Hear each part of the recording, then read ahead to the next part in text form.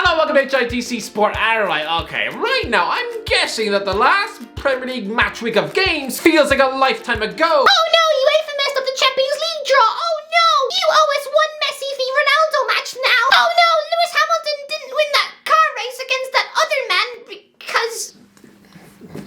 I don't know why. I know nothing about F1. I don't know what all the Twitter fuss was all about. Please, don't you dare tell me. I don't care. I really don't care. But anyway, yes, let's take a look at every Premier League match from the weekend and see what happened. Right, let's go. Brentford 2, Watford 1. Imagine being a Watford fan walking out of Brentford's ground on Friday night. I'd be guessing the tube was probably filled with a bunch of depressed hornets looking like they're on the verge of showing a fork in their eye. I mean, Ben Foster hasn't uploaded a vlog in a month. That wouldn't have been because of my video, was it? At the risk of sounding like a mother who's just lost her child in Tesco's, Ben, please come back. But words cannot describe how important a Watford win would have been here. I'm sorry, but the form over the last 2 months is utterly pig sick. And you've got a man at the wheel who I'm sorry, he's been sacked more times than I've made love to the Christmas tree. This Watford squad is a complete mess. But it's your own fault when you offered a summer contract to Danny Rose only to find out that he's now a bird-brain tea towel of a left back who's roughly about as fit as Snorlax. But again, what do you expect when he spent all of last season training with the kids? If I were the Watford board, I would swallow my pride and just go out there and get Nigel Pearson back. He nearly kept you up 2 years ago. I mean, this was a killer blow. Emmanuel Dennis takes Watford 1-0 up with a bullet header. Then Pontus Jansson scrambles in a late equaliser before Brian Mbemo converts a 95th minute penalty after William Troost-Ekong brainlessly sticks a leg out in the box. I mean, this man has a YouTube channel too. I'm guessing after this match, he'll probably now stuff his GoPro in a bin. Man City 1, Wolves 0. Yeah, many of you huddled around the television for this match. You needn't have bothered because, sorry lads, I already spoiled it for you on Friday night. City are still getting the win here. It'll be scrappy, it'll be tight, and it'll be 0-0 at half time. But I don't know, I have a feeling that Raheem Sterling is going to score the only goal of the game with about 10 minutes left to save the day. 1-0 Man City win. I mean...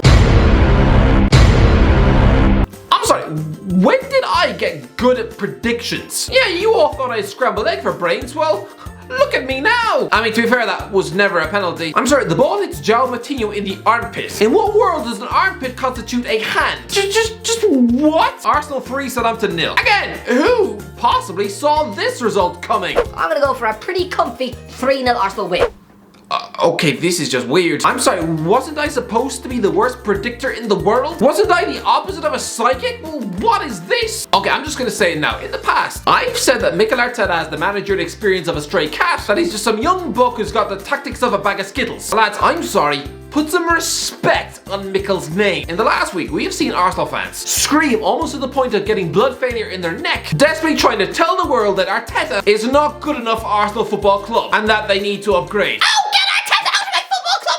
I'll admit it, his transfer decisions in the summer, I thought a £30 million Martin Odegaard buy was a bit underwhelming, especially considering he dumped a world-class supersonic Mesut Ozil. Well, guess what? Ozil is now failing to shine in the Turkish leagues. I can only assume it's because he's now resorted to eating cheeseburgers on his way to work. What Odegaard? The boy is scoring every week. This man was a teenage sensation. The Norwegian Justin Bieber with every inch the punchable face. But he's still only 22 and dancing on the Emirates. He's not the next Freddie Adu. I mean, everyone thought the decision to dump Emiliano Martinez was almost a sackable offence, and I'll admit it. I also thought that hiring a goalie off the back of exceeding a combined 100 goals in the last 2 seasons, I thought that was about as clever as sticking your knob in a dishwasher. But lads, Aaron Ramsdale is arguably going to wind up with the PFA team of the season and should be starting for England at the Qatar World Cup. I mean, if you forget, even just forgetting about his ability, compare his personality to that of the dour Bernd Leno, and it's like comparing Gaza and Jacob Rees-Mogg. This Arsenal team is a young core filling with youthful brilliance. The likes of Gabriel Martinelli, Bukayo Saka, Emile Smith-Rowe, young, hungry footballers. This is the healthiest Arsenal have looked in years. And yet, you fans wanting to disrupt this good progress made by Arteta by sticking him in a bin in favour of who? What,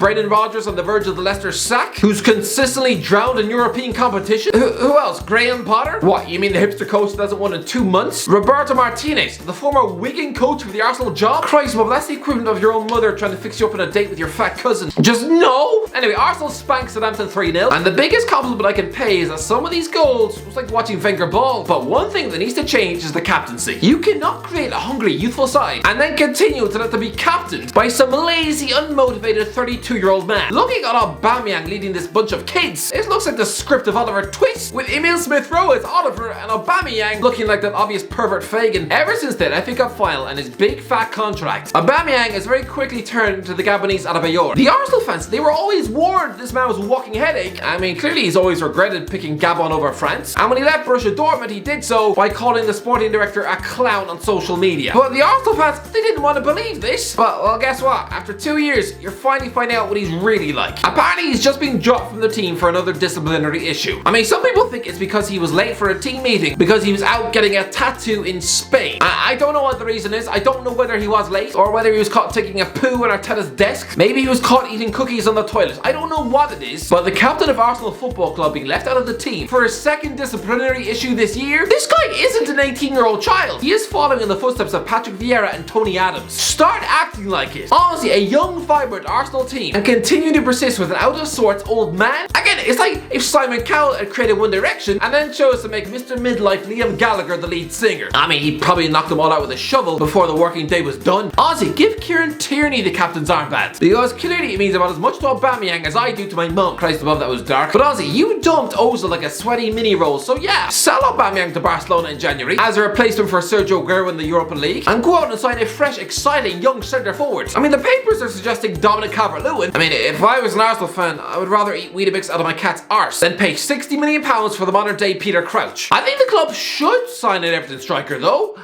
Was Keane. Someone who, yes, is still an Everton employee. And yet the club continued to persist with Solomon Rondon up front. But lads, he's a 21-year-old centre forward with bags of skill. He's on loan at Juventus, and last season he slammed in 17 goals in a PSG shirt. Clearly Duncan Ferguson did his level best to chew his confidence into wet gravel, but no! Get him in, lads! Although it would be a bit weird when Arsenal travel to Sellers Park. You'd have the Arsenal fans actively hoping that Patrick Vieira loses while singing a song about Keane.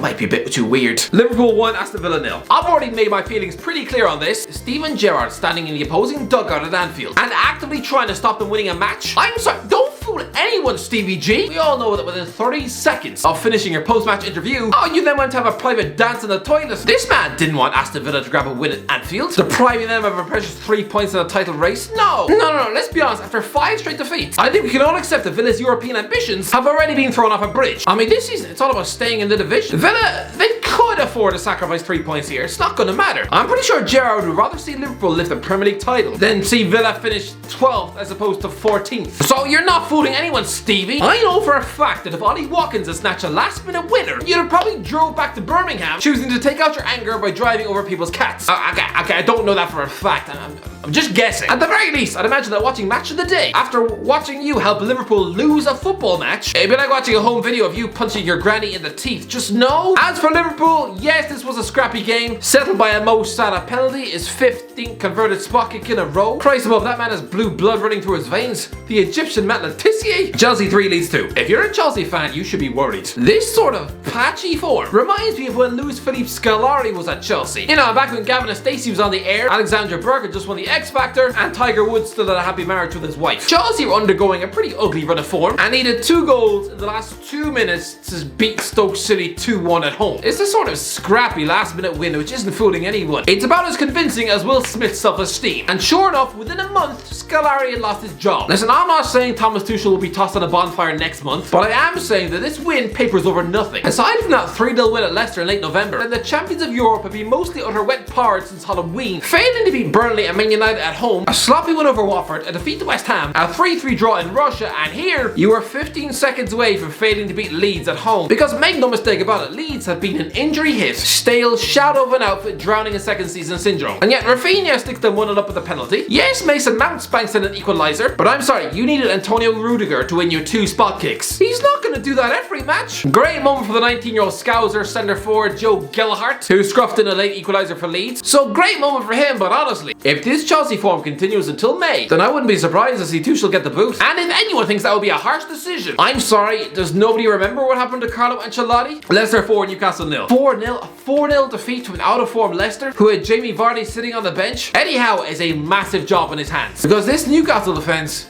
is abominable. Norwich 0, Man United 1. Yeah, nothing much to see here except Man United grinding out a win at Norwich through a Cristiano Ronaldo penalty, seconds after he spoons over the bar from 4 yards out. This kind of proves that he is actually mortal. It's like watching Superman stub his toe on the couch. That might just be the nerdiest thing I've ever said in my life. But this just reminds you of that open goal miss against Sheffield United he had 15 years ago. I mean, I'm guessing not a single person on the planet remembers that one. But let me know in the comments if you do. Listen, Norwich put up a damn good fight. If Timu Puki had his shooting boots on, instead of looking like the modern day Shefki Kochi, then maybe he got something out of this game. Fair play to David De Gea. I think we all assumed after the Europa League final, when he watched the entire Villarreal team line up to score a penalty past him before he missed the crucial one, I think we all assumed that was his last match ever in a Manchester United shirt. That after 9 years he'd finally be booed out the door to someone like AC Milan. I mean, make no mistake about it, Dean Henderson probably left that stadium with a loser's medal, yes, but with a big grin on his face, going home to tell his girlfriend that his rival for the gloves was now having to scrape his dignity out of the bottom of a Nutella jar. Even coming away from that stadium, every Manchester United player probably looked depressed on the bus, except Hendo. He was probably at the back scrolling through Twitter, trying his best not to laugh. De Gea looked odds on to wind up being Roma's next goalie, right? I mean, it could have been him picking the ball out of his net 6 times on the side of some windy mountain in Norway, but if only Henderson had not been sick at the start of the season. Because I'm sorry, that month of coughing up phlegm into a hanky, that has cost you your Manchester United career. Just like Tommy Fury's cold,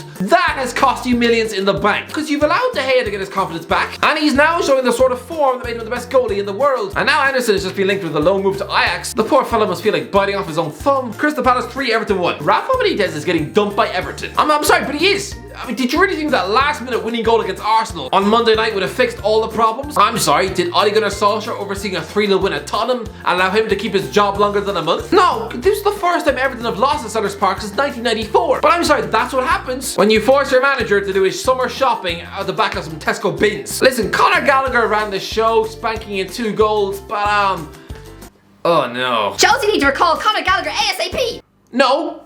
No. No. No, no. No! Conor Gallagher should never return to Stamford Bridge ever again. Ozzy, tell your agent to have your Cobham locker burned. Delete the Chelsea WhatsApp from your phone. Delete the canteen dinner lady off Facebook. Because Ozzy, returning there would be the worst thing you could do for your career. The role of boyhood Chelsea fan breaking into that Chelsea midfield, that's already been taken by Mason Mount. See him, Gallagher? That man has already taken your spot. He is living your dream. And considering he's now a Champions League winner who is invited to the goddamn Ballon d'Or, I'm pretty sure that means you have more chance of excreting milk out of your armpit than squeezing past him into the team. Ozzy Gallagher, tie yourself a £30 million move to Palace in the summer. Stay at this club and maybe try and target Europa League football next season. I mean, this is an ambitious project under Patrick Vieira, but going back to the cobwebs of the Chelsea attic, that's a surefire way to drown your career in a bath. Burnley 0, West Ham 0. And yeah, here we have another video which was already spoiled for you on Friday night. This game looks very unappetizing. I think it'll be a tough December game at Turf Moor with dodgy conditions. Go for Burnley 0, West Ham 0. Am I now the predictions king? What's going on? Anyway, that's the video. What do you think? Alright, let me know in the comments section if you enjoyed the video. Don't forget to subscribe. As always, I'll talk to you in a while.